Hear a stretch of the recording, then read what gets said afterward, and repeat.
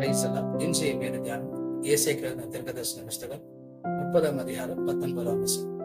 சீயோனை சேர்ந்த ஜனங்கள் எருசலேமில் வாசமாயிருக்கும், இனி நீ அழுது கொண்ட உன் கூப்பிடுதலின் சத்தத்திற்கு உருக்கமாயிரு.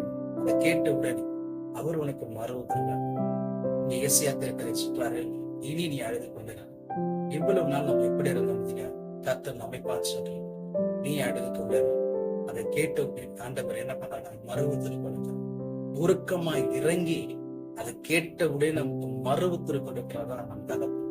வேதத்துல சீஷைகளை பார்த்து சொல்றாரு, இனி அழுது கொண்டிருக்க நீங்கள் பாக்கியவாங்க, இனி நகைப்பீர்கள் என்று சொல்லி. நம் பிள்ளைகள் எப்பவுமே சந்தோஷமா இருக்க வேண்டும் என்று சொல்லி கர்த்தர் விரும்புகிறார்.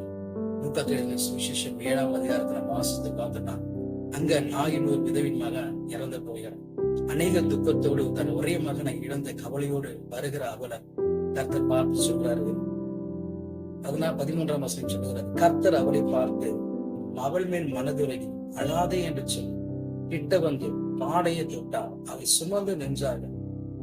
அப்போது அவர், வாலிபனை எழுந்திரு என்று உனக்கு சொல்லுகிறேன் என்றார். மரித்தவன் எழுந்து உட்கார்ந்து பேச தொடங்கினான். அவனை அவன் தாயினிடத்தில் ஒப்படைத்தான். அநேக துக்கத்தோடு கவலையோடு அழுது கொண்டு வந்த அந்த நாயின் ஒரு உதவி மகன் கர்த்தர் ஜீவனை கொடுத்தான். அவனை உயிரோடு அவன் தாயிடத்திலே ஒப்படைச்சார் என்று சொல்லி அன்றிலிருந்து உண்மையாகவே அவருடைய கண்ணீரை கர்த்தர் மாற்றி கொண்டார். அவளுக்கு உருக்கமாக இறங்கி அவளுக்கு பதில் கொடுத்து தகர்த்தான். இன்றைக்கும் நம்முடைய ஜெபத்திற்கு நமக்காக உருக்கமாக இறங்கி நமக்கு மருத்துவம் கொடுக்க அவர் ரெடியா இருக்கிறார். கர்த்தர் இந்த வார்த்தை நிமித்தம் நம்மை நடத்துவாரா?